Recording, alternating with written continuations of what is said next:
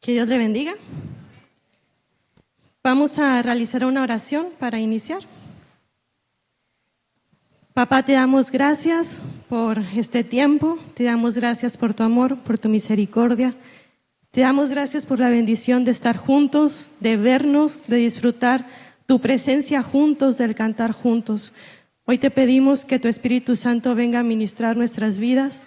Te pedimos que esta palabra sea sembrada en nuestro corazón, que venga a traer luz, que venga a traer entendimiento sobre el deseo de tu corazón para nuestras vidas, para nuestra sanidad. Y te pedimos también, Señor, que todo espíritu, toda alma que entra a este lugar, que llega a poner su vida en este lugar, que reconozca que tú eres Cristo, que tú eres el Hijo de Dios y que todo en ti existe y subsiste solamente por tu palabra y por tu poder, que pueda reconocer que tú eres Señor, que eres Rey eterno y que por ti vivimos. En el nombre de Jesús, amén. Le voy a invitar a sentarse.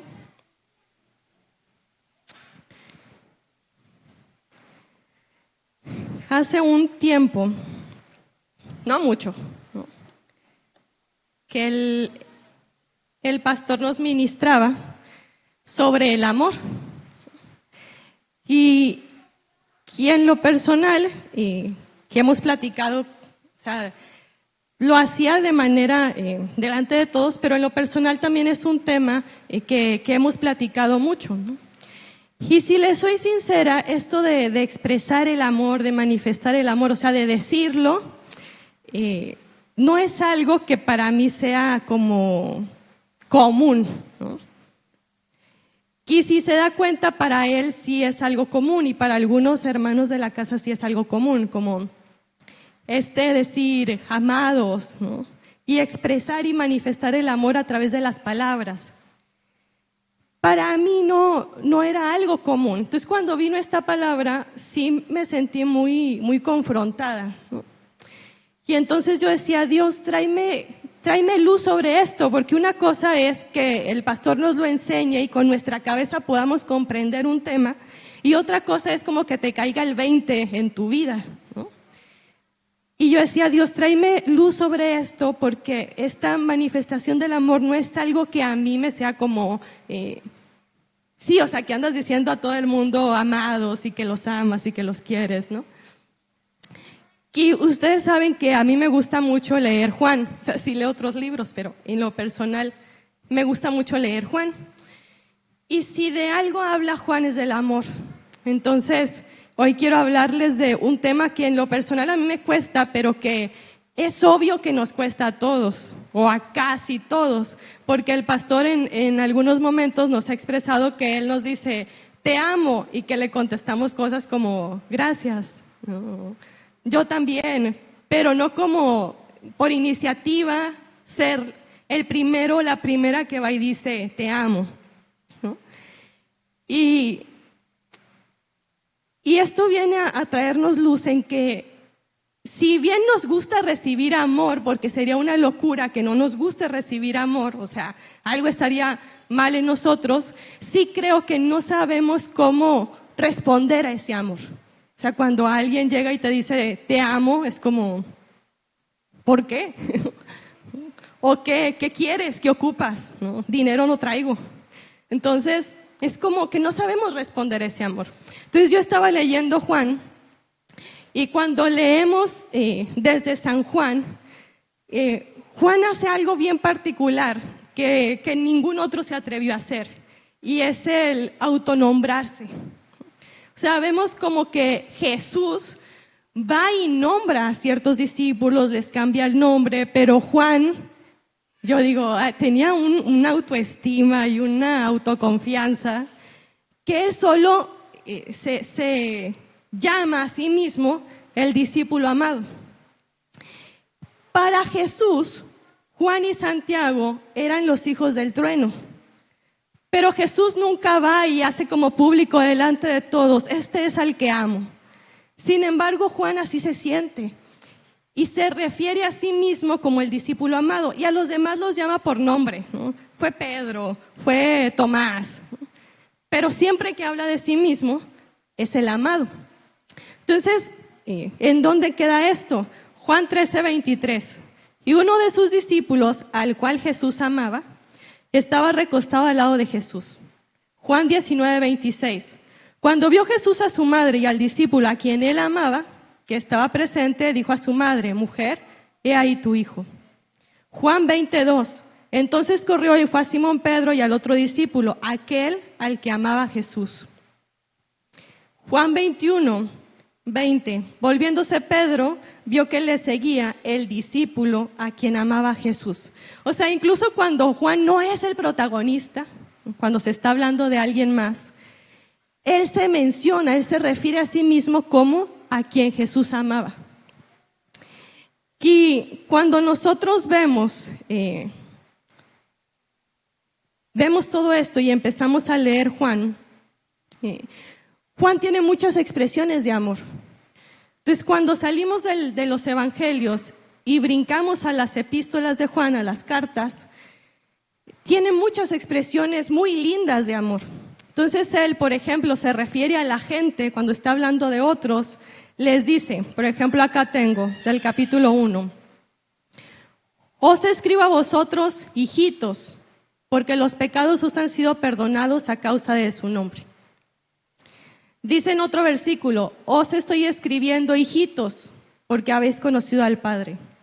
Dice en otro versículo: mirad qué clase de amor el Padre nos ha concedido, que seamos llamados hijos de Dios. Otro versículo: oh amado, anhelo que en todas las cosas seas prosperado y tengas plenitud. Entonces siempre él está como teniendo estas expresiones cariñosas, como de ternura: hijitos, amados, niñitos. Y cuando empieza a hablar del amor, quiero leerles unas citas bíblicas. Si usted me quiere acompañar, todo el tiempo vamos a estar en Juan, en las epístolas. Entonces vamos a ir a Primera de Juan. Y Primera de Juan 2:10 dice: el que ama a su hermano permanece en la luz, y en él no hay tropiezo. Primera de Juan 3:14. Nosotros sabemos que hemos pasado de muerte a vida porque amamos a los hermanos. Primera de Juan 4:10. En esto está el amor, no en que nosotros hayamos amado a Dios, sino en que Él nos amó y envió a su Hijo como propiciación por nuestros pecados. Primera de Juan 4:18. En el amor no hay temor, antes bien el perfecto amor echa fuera el temor, pues el temor lleva en sí castigo, en donde el que teme no ha sido perfeccionado en el amor. Entonces, si alguien empieza como a ver lo que es el amor y a hablar de la manifestación del amor en los hijos, ese es Juan. Entonces Juan empieza a decirnos que yo creo que a Juan le impactó mucho cuando Jesús resume la ley en amarás al Señor tu Dios y amarás a tu prójimo. Eso se le ancló a Juan. O sea, ahí vemos que otros experimentaron la revelación y hay como mucho de esta revelación, ¿no? Se habla mucho, pero si a Juan algo le impactó fue eso. ¿Por qué? Porque es de lo que habla en las cartas, porque es lo que le enseñó a la iglesia. Ahí nos damos cuenta de cuánto le impactó a Juan, que toda la ley, que todo lo que a él le habían enseñado, que todo lo que él creía que era verdad, se resumía solamente en esto.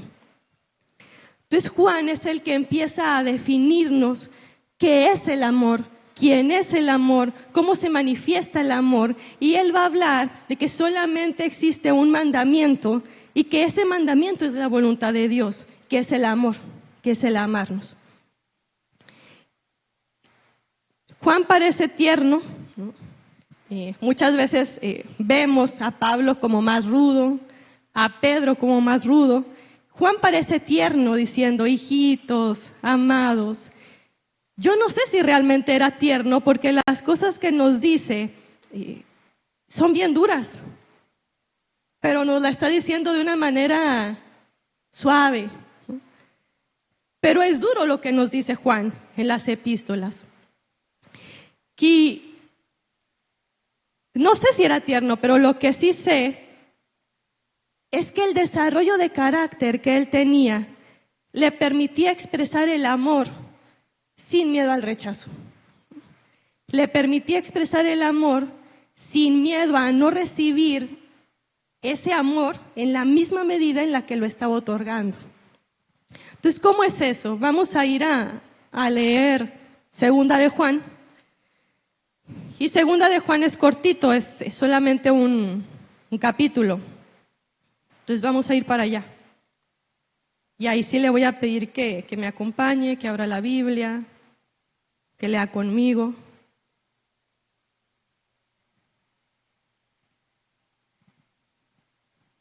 Segunda de Juan. Es más fácil empezar de atrás para adelante.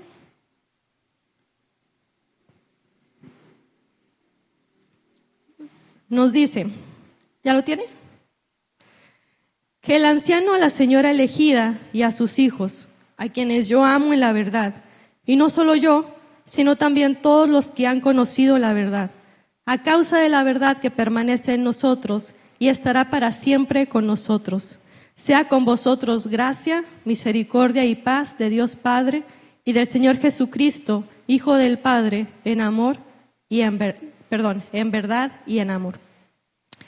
Mucho me regocijé porque he hallado a algunos de tus hijos andando en la verdad, conforme al mandamiento que recibimos del Padre. Y ahora te ruego, Señora, no como escribiéndote un nuevo mandamiento, sino el que hemos tenido desde el principio, que nos amemos unos a otros. Y este es el amor, que andemos según sus mandamientos. Este es el mandamiento, que andéis en amor, como vosotros habéis oído desde el principio. Porque muchos engañadores han salido por el mundo que no confiesan que Jesucristo ha venido en carne. Quien esto hace es el engañador y el anticristo. Mirad por vosotros mismos para que no perdáis el fruto de vuestro trabajo, sino que recibáis galardón completo. Cualquiera que se extravía y no persevera en la doctrina de Cristo no tiene a Dios.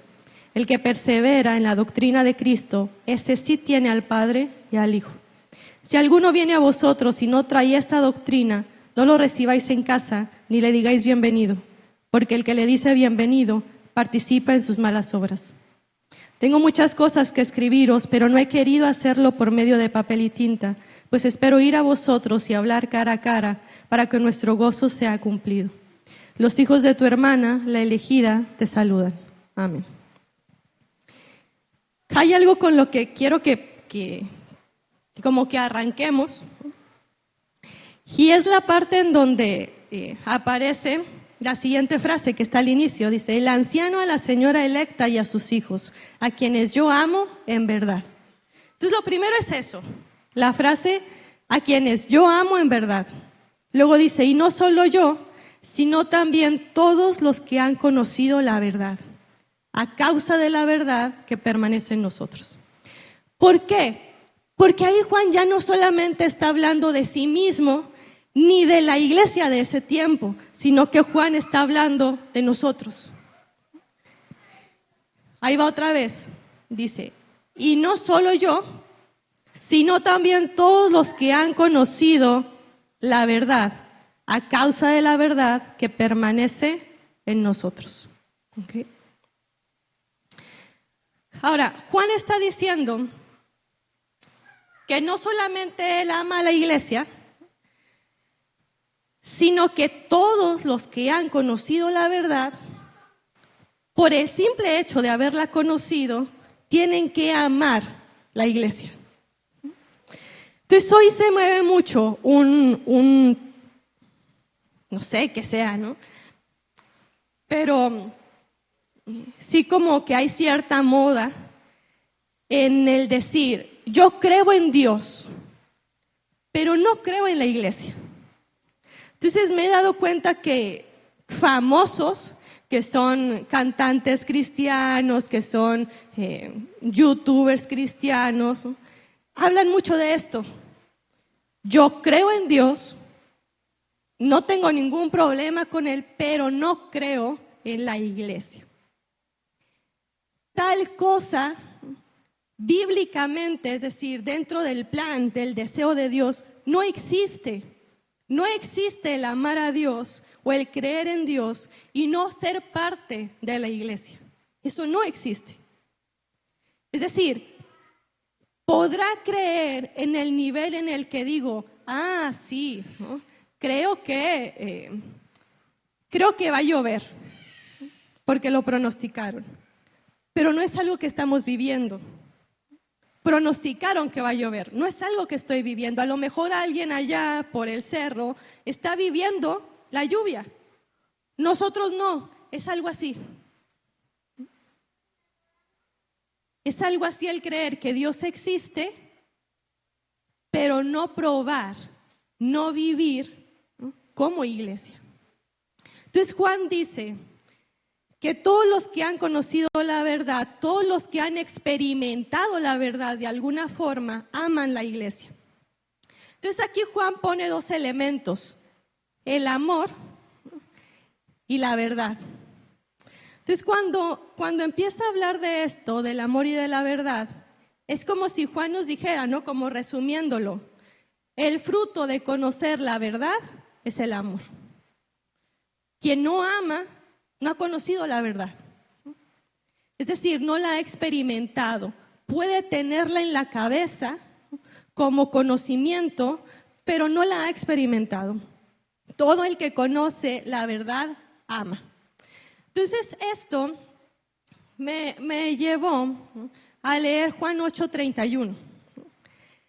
¿Qué dice Juan 8:31? Ese yo se lo leo para que usted no se salga de segunda de Juan. Juan 8:31 dice: dijo entonces Jesús a los judíos que habían creído en él: si vosotros permanecéis en mi palabra, seréis verdaderamente mis discípulos y conoceréis la verdad, y la verdad os hará libres. Entonces ese es un versículo que todos los que tenemos como cierto tiempo dentro de una congregación no sabemos.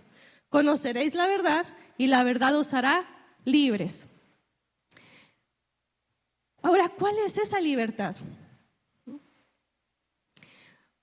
Porque Jesús sigue diciendo que nos hace libres del pecado. Es decir, cuando seguimos leyendo Juan 8, les dice que nos hace libres del pecado. Es decir, los discípulos, bueno, no los discípulos, sino los judíos responden: nunca hemos sido esclavos de nadie. Curioso, porque estaban invadidos, ¿no?, por Roma. Nunca hemos sido esclavos de nadie. Y Jesús les dice, ¿no?, todo el que practica el pecado, esclavo es del pecado. Entonces Jesús viene y dice que la libertad que Él ofrece es la libertad, el ser libres del pecado. Entonces, ¿qué tiene que ver esto, ¿no?, esta relación de la libertad con la verdad y con el amor? No sé, o sea, porque en primera instancia la lectura que hacemos es que Jesús está hablando del dejar de pecar. Pero cuando empecé a leer segunda de Juan y me acordé de esto, de el que es verdaderamente libre, como que algo me calzó, ¿no? Es decir, no es la lectura típica del conoceréis la verdad, no es la lectura típica de el que conoce la verdad ama, ¿no? Pero sí que fue una lectura que en ese momento trajo luz, trajo confrontación a mi vida, y que creo que es una lectura que sirve para hoy. Quizás no es una lectura que está como antes, ¿no?, como que en primera instancia la hagamos así, pero sí creo que es una lectura que hoy nos calza, que hoy nos queda, ¿no? Entonces, Jesús está hablando del ser libres del pecado. Ahora,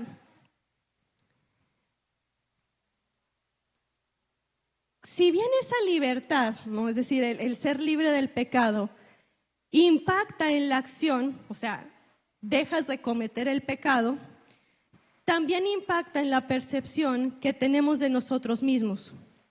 ¿Por qué? ¿Cómo? Porque el pecado deja una marca.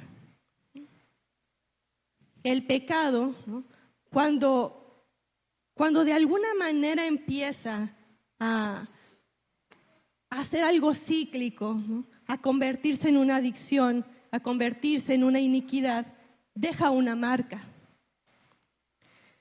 Entonces no es solamente que Jesús venga y libere del pecado, ¿no?, y ya no cometas la acción, ya no cometas el pecado, lo cual está bien, ¿no? Es decir, así debe ser, ¿no?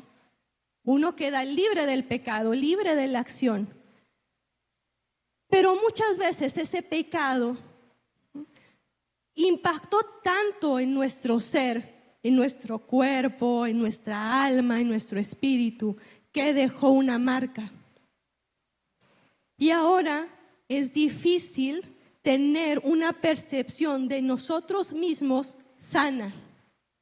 ¿Sí me voy explicando? O sea, el pecado no es solamente que hice una acción mal y me arrepentí, sino que cuando quedamos ahí dando vueltas, esa acción impacta en nuestro ser y nos deja con una percepción, como con culpa, con percepción de rechazo, con esa sensación de que no somos dignos, con esa sensación de que nosotros no podríamos hacer, con esa sensación de que sí vengo a la iglesia, pero predicar, pero evangelizar, pero ocupar un lugar no es para mí, no lo merezco.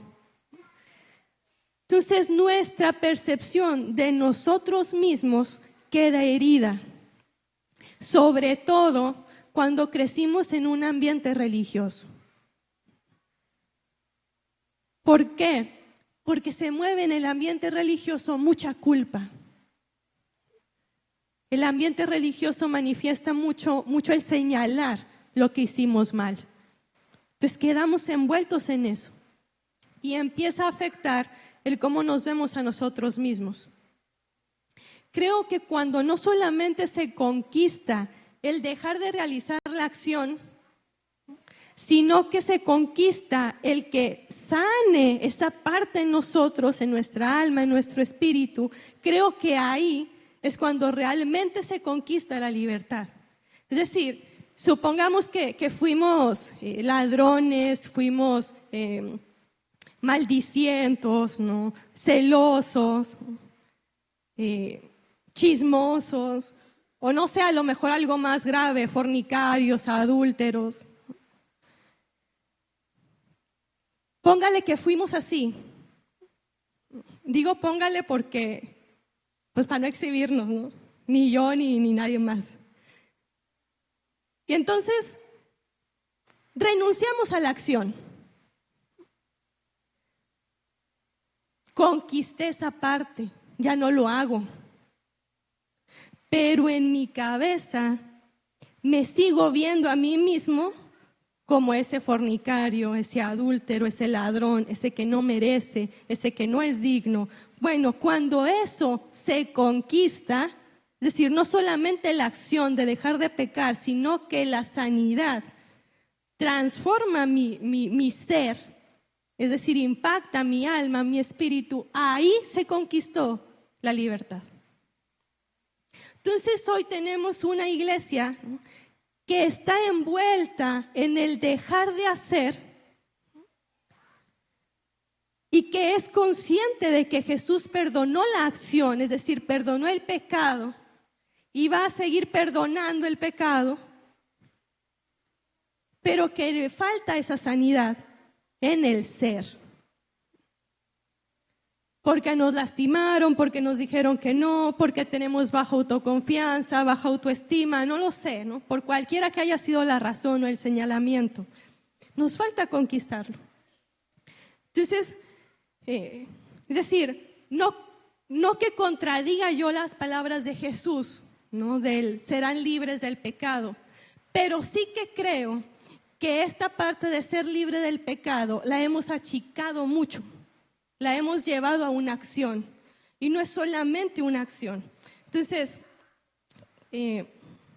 cuando una persona peca y viene esa conciencia de pecado, lo confiesa, se arrepiente, cambia, conoció la verdad, ¿no? Quedó libre de eso, quedó libre de la acción. Entonces la persona queda con esta indignidad, con este creer que no merece el amor de Dios. Y no solamente que no merece el amor de Dios, sino que no merece el amor de sus hermanos. Y ahí es donde nosotros nos empezamos a identificar un poquito más. Quizás, bueno, aceptamos el amor de Dios porque pues es Dios, Dios ama a todos, ¿no? O sea, ni modo que Jesús muera por todos menos por uno, ¿no? nos ama a todos ya, como que quedó en el conocimiento común. Entonces decimos, bueno, Dios me ama. Está escrito en la cabeza. Y como que lo aceptamos, ¿no? Como que ahí vamos caminando en eso. Pero cuando viene mi hermano que me dice que me ama, ahí es como, ¿y por qué? O sea, como que nos cuesta creer que el otro ame sin condición. Y eso también es parte de nuestra historia con el pecado. Entonces, cuando nosotros vemos la palabra pecado en Juan 8, la palabra pecado nos va a llevar a una palabrita griega que es amartía. Y nosotros ya sabemos por clases que amartía es errar al blanco, equivocarse. Pero amartía no solamente es errar al blanco, no solamente es equivocarse. ¿Con qué más tiene que ver? Cuando vemos el significado, se la voy a leer, dice que derivado de a, sin, y meros, parte, porción de. Propiamente, sin participación, sin porción de. Entonces, pecar o el pecado es quedarse sin porción. Entonces, a mí me llamó mucho la atención al ver que uno de los significados era precisamente ese, quedarse sin porción. Entonces, cuando viene esa verdad a nosotros, no solo de la acción, sino de lo que somos, cuando se vuelve a tomar esa porción, se conquista esa libertad, es la historia del hijo pródigo. ¿Se acuerda? ¿Qué hace el hijo pródigo? Pierde la porción.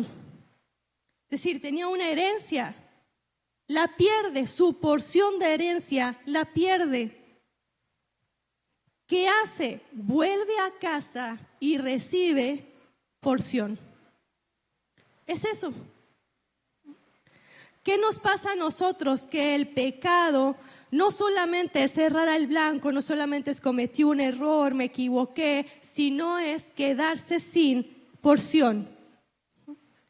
Es decir, muchas veces hemos ejemplificado esto de la mesa.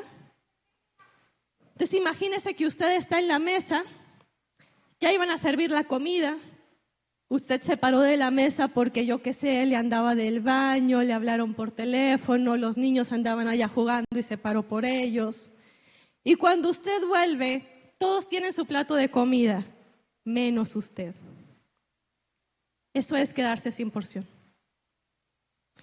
Así como nos pasa en una fiesta, en una reunión, así nos pasa en lo espiritual. Me salí porque escuché otra voz, porque me interesó otra cosa, porque me equivoqué. Se sirvió la comida, se dio la herencia y me quedé sin porción. Eso es pecar. Entonces, ¿qué tiene esto que ver con el tema del amor? Porque estábamos hablando del amor. Juan dice que aquel que conoció la verdad ama. Dice que el fruto de conocer la verdad es el amor. Que todo el que conoce la verdad va a amar. Es decir, es como una consecuencia, no hay un esfuerzo, es una consecuencia. También decíamos que Juan escribe todo el tiempo con expresiones de amor. Hijitos, amados, niñitos. Entonces, ¿a qué voy con todo esto? A que expresar el amor es la evidencia de haber conquistado la libertad. A eso vamos. Para eso es todo esto que le estoy diciendo, para que nos quedemos con eso. Ahí va otra vez. Expresar el amor es la evidencia de haber conquistado la libertad. El que no expresa el amor, al que le es imposible por alguna razón expresar el amor por historia, por trauma, por señalamiento, hay algo ahí que no es verdaderamente libre. Y creo que de eso todos tenemos un algo, porque a todos se nos complica en mayor o menor medida tener expresiones de amor. ¿Qué significa? Que hay algo todavía adentro que no logró sanar, que hay algo todavía adentro que no tiene libertad y que por consecuencia no puede expresarse, no puede manifestarse como una expresión de amor.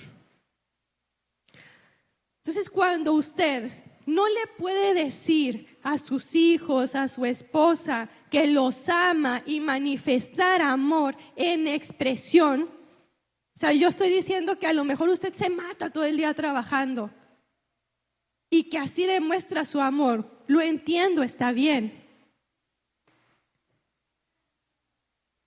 Pero Jesús siempre está hablando de expresar la palabra. Siempre. Entonces, ¿qué nos dice a nosotros? Que cuando no podemos tener expresiones de amor, hay algo en nosotros que carece todavía de libertad. Que en el reino es anormal, que en el reino es síntoma de enfermedad, que en el reino es síntoma de que algo todavía está traumado, herido, lastimado dentro nuestro. Entonces, pensemos en lo siguiente. ¿Por qué una persona no puede expresar el amor? O sea, piense, por ejemplo, cuando usted se le declaró a su esposa. ¿Usted estaba bien seguro que le iban a decir que sí? O sea, tenía de verdad esa seguridad de, esto está de agua, me va a decir que sí, es más, es puro trámite, ni se ocupa ir a preguntar. ¿Así de seguro estaba? A lo mejor algunos sí, a lo mejor otros no. ¿Por qué? Porque hay una posibilidad de no ser amado de la misma manera. Porque a lo mejor usted cree que esa persona lo ama. Ya voy a meter cizaña. Nada, no se crea, ¿no? Pero uno nunca sabe.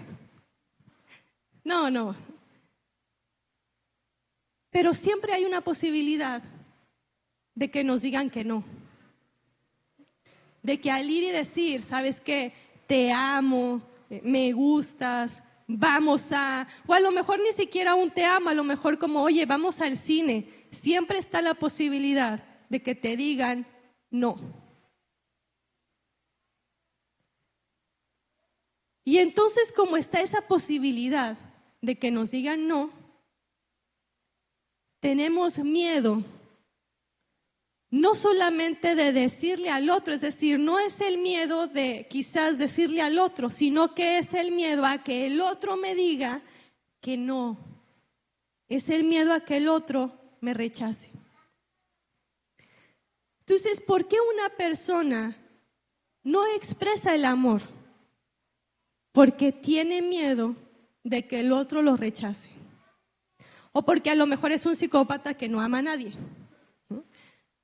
Pero no nos vamos a ir por ese lado. Pensemos lo bueno, es una persona que tiene miedo a ser rechazado. ¿Por qué? Porque quizás lo más seguro es que tenga una historia de rechazo, en donde papá y mamá le dijeron que no tenían tiempo, en donde le costó hacer amigos, ¿no? En donde no era el favorito de papá, de mamá, de la abuelita. Entonces hay una historia de rechazo y ahora manifestar el amor es difícil porque está la posibilidad de que el otro no me responda o no me dé la misma medida de amor. Entonces, creo que pesa tanto en nosotros esta posibilidad y este rechazo que aprendemos a justificar. Y esto era algo que yo platicaba con el pastor. Aprendemos a normalizar la falta de expresión del amor. Entonces, como, ay, yo soy así, ¿no? Hay gente que abraza, que dice todo el tiempo que se ama, yo no, ¿no? Entonces lo normalizamos, lo justificamos y de alguna manera somos funcionales siendo de esa manera. ¿Qué decimos? Que es parte de nuestro carácter. Nunca nadie te dice que es parte de su historia con el trauma. Siempre te van a decir, es mi carácter, así soy yo, ¿no? Entonces, creemos por historia o por cultura que quien expresa amor es débil. Yo no sé, ¿no?, si Juan, por ejemplo, era débil. Si yo veo a todos los discípulos y veo sus historias, sin afán de comparar discípulos, para mí el más valiente era Juan. Y quien más expresiones de amor tiene es Juan. ¿Por qué digo que Juan era el más valiente? Porque cuando todos los discípulos huyeron, incluso los que cargaban espada, Juan se quedó en la cruz sin necesidad, o al menos la Biblia no lo dice, de traer espada. Dice de otros que traían espada por si se ofrecía. Y vemos que se ofreció. O sea, Pedro le voló la oreja a otro. O sea, la espada la traían porque la iban a usar. Juan no. Por eso digo que de todos los discípulos, Juan es el más valiente. Juan es el primero que pierde el miedo a morir.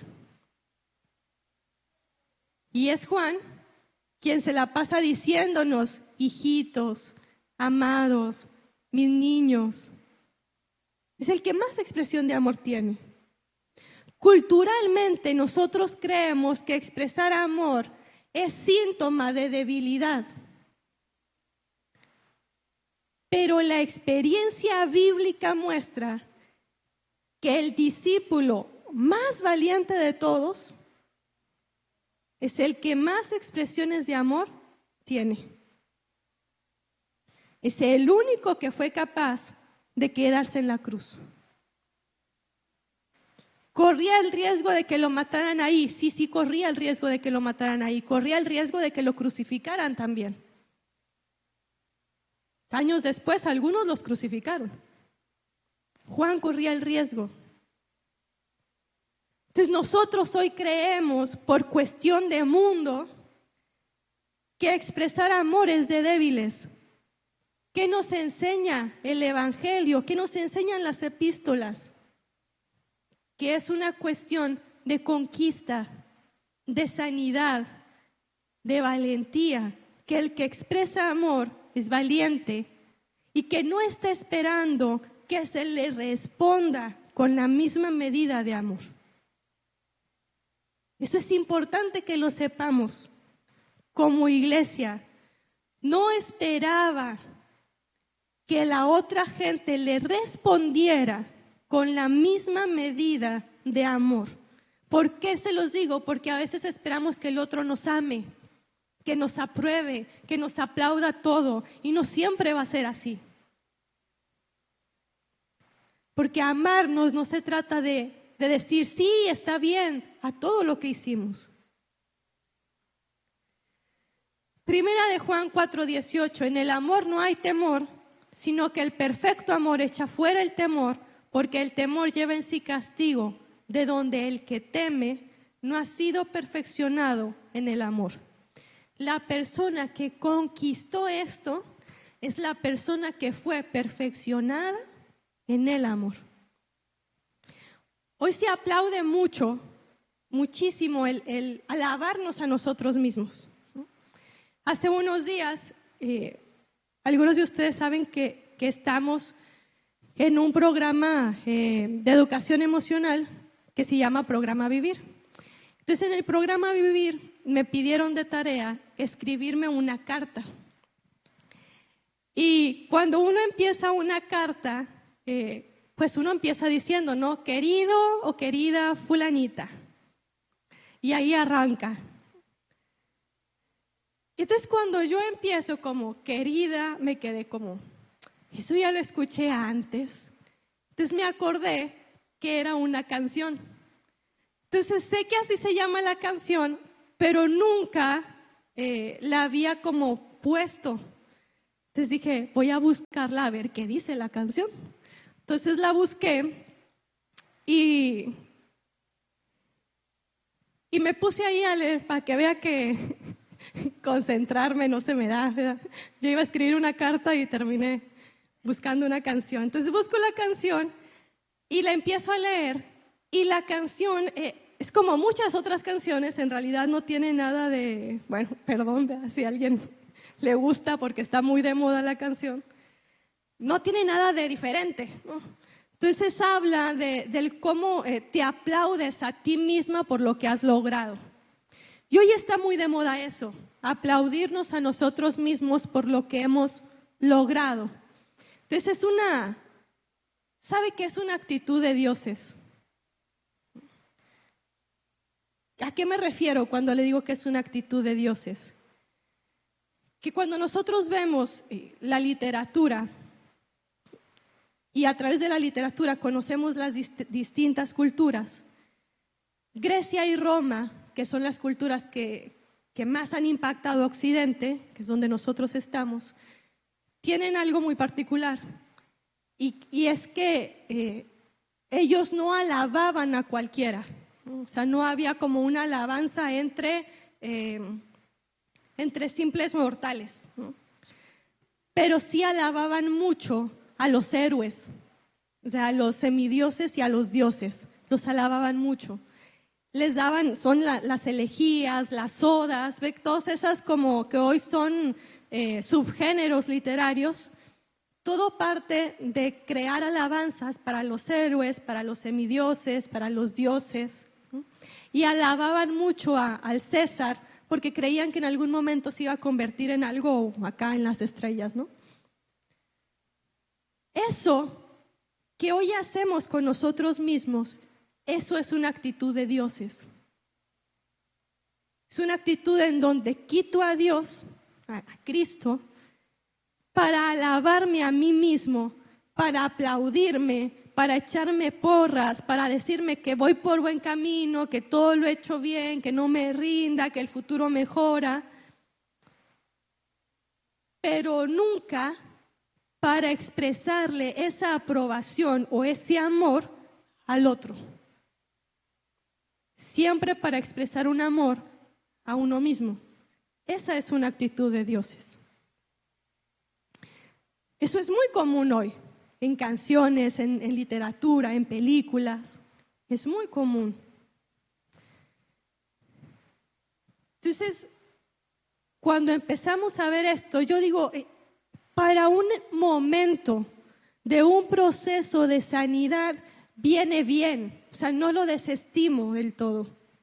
Esto, reconocer lo que has hecho, reconocer cómo te has esforzado, viene bien para un proceso de sanidad, el aprender a vernos de manera justa, el aprender a ver también que hemos sabido seguir luchando. Entonces, para un momento de sanidad viene bien. Para quedarnos ahí, ya no viene bien. El problema hoy es que nos quedamos ahí porque está de moda. Y entonces hoy toda la expresión de valoración y de amor es para nosotros mismos, pero no para el que está sentado conmigo, para el que comparte conmigo, para el que es mi hermano, para el que es mi familia. Culturalmente, le decía, expresar amor es una debilidad, que en el reino es manifestación de haber conquistado libertad. Se lo digo otra vez, en el reino, en Cristo, es manifestación de haber conquistado libertad. Así que si estamos creyendo la libertad que nos ha dicho el mundo del sentirnos empoderados, fuertes, que valemos por lo que somos, es mentira. Es más, voy a ser brusca, mala onda si quiere. No valemos por eso. Se pondera mucho hoy el valor de la humanidad. Pero no es como que Jesús dijo, sí, que Cristo se muera, que Jesús se muera, para que se sientan que lo están haciendo bien.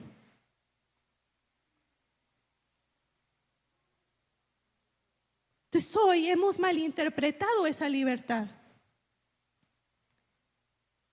Entonces, yo le hablaba de Juan y le decía, un hombre que conquistó tal nivel de libertad y tal nivel de carácter, que no tenía miedo de entregar la vida, de quedarse en la cruz, y que no tenía miedo de no recibir el amor en la misma medida en la que lo estaba dando, en la que lo estaba expresando. Hoy creemos que somos mujeres o que somos hombres y que nuestro valor está en lo que tenemos, en la posesión, en el éxito, en el aplauso. Porque a lo mejor usted me va a decir que no es así. Pero se nota en el tiempo en que invertimos. Se nota en el tiempo en que invertimos divirtiéndonos, comprando cosas. Se nota en que invertimos nuestro dinero. Se nota en que invertimos nuestro tiempo. Y no digo que esté mal salir y divertirse. Está bien, es parte de la vida, está bien. Pero cuando ya lo invertimos todo en eso, ahí hay una manifestación de que estamos creyendo que nuestro valor está en el tener y en el hacer, y no en aquello que conquistamos en el reino. Entonces hoy, lo que le digo de Juan, se lo digo porque lo aprendió de Jesús. Ese nivel de carácter, ese nivel de manifestar amor, de expresar amor, lo vio de Jesús. Entonces, cuando Jesús asciende al cielo y Juan y el resto de los discípulos se quedan en la tierra, yo creo que Juan dijo, alguien tiene que seguir manifestándolo. Y entonces él eligió esa expresión de amor, esa conquista de libertad, manifestarla a él. No que los otros no lo tuvieran, lo tenían, pero él eligió vivir manifestando ese amor. Entonces hoy, lo que nosotros vamos a hacer para terminar es que hoy vamos a terminar la predicación de una manera diferente. Usted va a tener una hoja y va a tener una pluma. Y ahorita Joana le va a dar, por favor, una hoja a cada uno. Y Franco ahorita le va a dar, porfa, Yoyi, una pluma a cada uno. Y oiga, no es por ser mala onda, pero si sus niños agarran plumas, se le encargo. Porfa, Franco. Entonces, ¿qué va a hacer? ¿Qué vamos a hacer? Usted va a tener una hoja y una pluma, ¿ok? Y usted va a elegir a una persona, la que usted quiera. Pero esa persona tiene que estar aquí hoy, ¿sí? O sea, no es como que, yo le quería decir al hermano Pedro, a la hermana Giselle. No, si el hermano no vino, ni modo. Elige a alguien que esté acá, ¿sale? Si usted dice, no conozco a nadie, pues elija a su esposo, a su esposa, a alguien que conozca, ¿ok? ¿Qué va a hacer? En esa hoja va a expresar amor, ¿ok? En esa hoja le va a decir a alguien que es parte de esta casa porque lo ama, le va a recordar los momentos en los que esa persona estuvo con usted, en los que compartieron alguna experiencia, en los que compartieron la mesa, en los que a lo mejor fue un momento difícil y esa persona estuvo ahí. Y usted lo va a expresar, va a manifestar amor. Y lo vamos a hacer con papel y lápiz, como para arrancar. A lo mejor no somos muy buenos ahí cara a cara diciéndole al otro te amo. Como para arrancar, para pensar lo que queremos decir, lo que queremos expresar, papel y pluma. ¿Por qué le digo esto? Porque Juan al final dice del capítulo, quiero decirte más cosas, pero no quiero escribírtelas, quiero decírtelas cara a cara. Hoy nosotros, como vamos empezando, ¿no? Como no habíamos hecho algo así,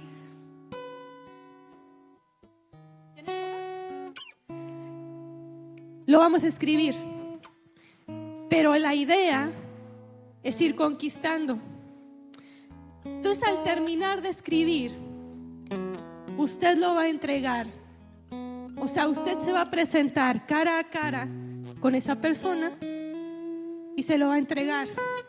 Y a lo mejor usted dice, qué vergüenza. Bueno, si se lo quiere leer, si no se lo quiere leer, si solo le quiere entregar la hoja, está bien.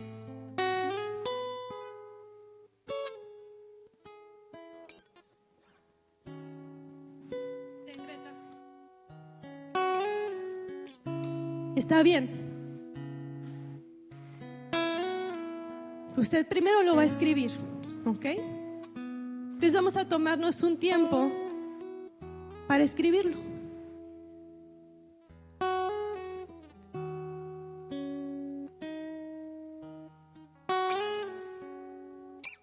Sí, ya, la idea es que ya esté escribiendo.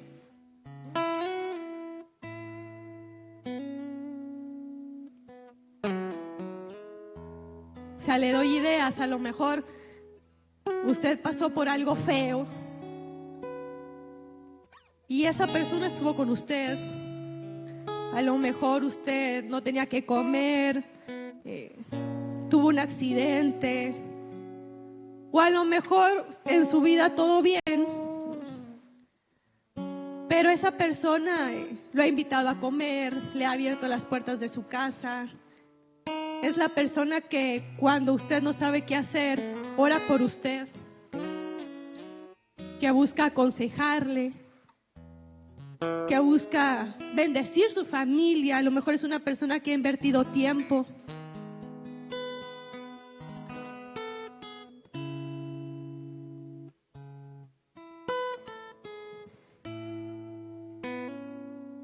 Si las plumas no rayan, acá hay más.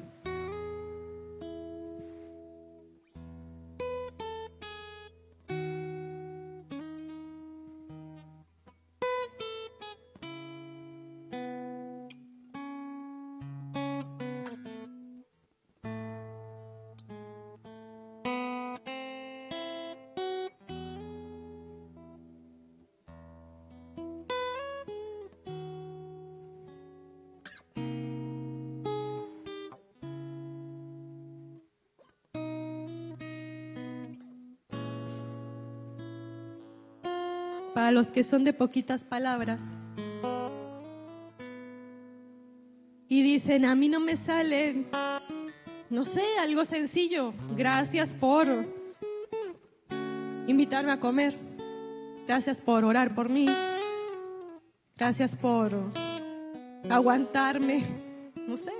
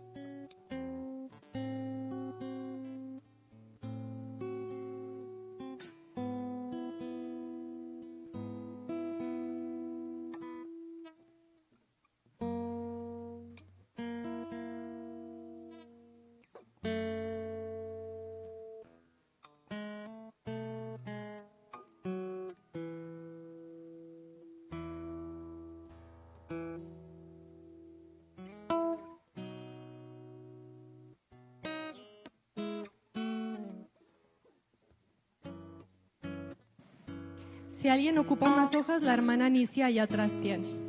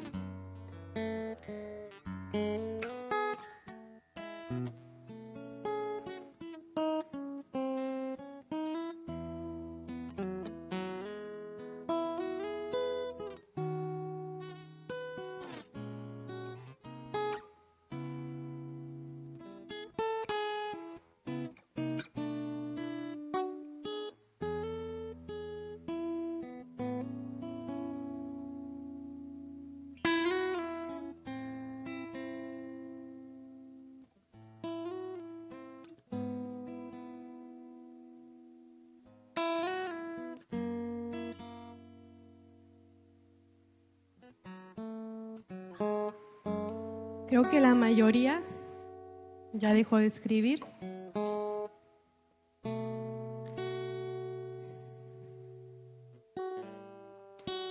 ¿Por qué hacemos esto? Porque a veces la persona que nos ayuda, la persona que nos recibe en su casa, a veces la persona que ora por nosotros, a veces la persona que nos ayuda, que nos cuida, a veces esa persona también necesita ser afirmado en el saber que es amado. Y aunque quizás tenemos enfermedades o luchas o problemas, a veces es necesario salir un poquito de nosotros y decirle a ese otro que está ahí con nosotros que también es amado. Es decir, afirmar al otro, al que me está ayudando, honrándole al decirle que también es amado. Usted sabe que Dios nos ama, pero la realidad de ese amor de Dios se manifiesta en la tierra a través de nosotros. Es decir, se manifiesta cuando nosotros tenemos esas expresiones de amor con nuestros hermanos. Entonces lo que vamos a hacer es que usted va a tomar su papel, se va a parar, va a buscar a esa persona y va a orar por esa persona. O sea, no le tiene que decir todo ahorita y declararle su amor. No, simplemente va a orar por esa persona. Y vamos a tratar como de que nadie se quede sin alguien. Es decir, capaz que todos aman al mismo. Entonces, si a lo mejor a la persona que usted le escribió su nota de amor, ya tiene alguien allá a un lado, entonces busque a otro. Y cuando termine de orar, vaya y entrega esa hoja. Entonces lo que vamos a hacer es ponernos de pie.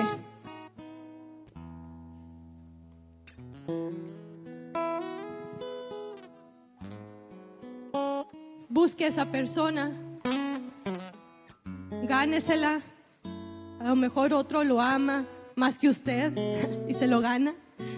No, no es cierto, pero sea valiente. Y vaya con esa persona que ama.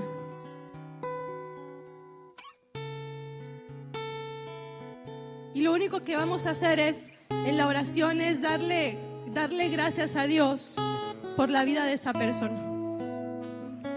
A lo mejor usted no sabe qué orar, a lo mejor no conoce mucho a esa persona, y lo que va a hacer es dar gracias por su vida, porque su vida le ha bendecido. Papá, hoy te damos gracias. Hoy te damos gracias porque hay gente que nos ama. Hoy te damos gracias porque tenemos hermanos que nos aman. Hoy te damos gracias porque hay personas en esta casa a través de las cuales nosotros podemos sentir tu amor. sentir tu abrazo, sentir tu palabra. Hoy te damos gracias porque nos pusiste con gente, con familia que hoy no solamente se sienta con nosotros para celebrar, sino que también está con nosotros en accidentes, que también está con nosotros en funerales, que también está con nosotros en el hospital, que también está con nosotros cuando no nos sentimos bien, que también está con nosotros cuando no tenemos ánimos para seguir. Y hoy te damos gracias por estas personas. Y hoy, Señor, queremos manifestar y honrar sus vidas y agradecerte porque están con nosotros. Y agradecerte porque nos has unido en ti y porque podemos compartir. Porque podemos compartir, Señor, el caminar bajo un mismo propósito, el caminar bajo una misma visión. Porque podemos ser sanados juntos, porque podemos experimentar sanidad juntos. Porque hoy la gente experimenta sanidad sola, hablando con un psicólogo, hablando con una persona religiosa. Pero hoy nosotros podemos experimentar sanidad juntos, disfrutarte juntos, aprender juntos, desarrollar paciencia juntos, pelear juntos. Te damos gracias porque nos enseñas a amar a través de nuestros hermanos. Y te damos gracias porque a través de sus vidas somos perfeccionados en amor. Porque uno no se perfecciona en amor a uno mismo. Te damos gracias porque es con nuestros hermanos en donde nosotros podemos ser perfeccionados en amor. Y hoy te pedimos que tu bendición repose sobre sus vidas, que puedan conquistar, que podamos conquistar esta verdad, que podamos disfrutarte, que haya más comidas juntos, más viajes juntos, más paseos juntos, más risas juntos, y quizá, aunque no nos guste, que ante la muerte y que ante el dolor también podamos seguir estando juntos. Te damos gracias, papá, por sus vidas, porque vemos tu bendición, porque vemos tu amor a través de sus vidas, porque nos sabemos amados, aceptados a través de sus vidas. Te damos gracias, papá. Te damos gracias, Señor. Hoy pedimos que el año que vamos a comenzar como casa sea un año en donde podamos conquistar cada día más esta verdad y podamos ser libres en esto, en expresar el amor de Cristo que hoy habita en nosotros. Te damos gracias, Señor.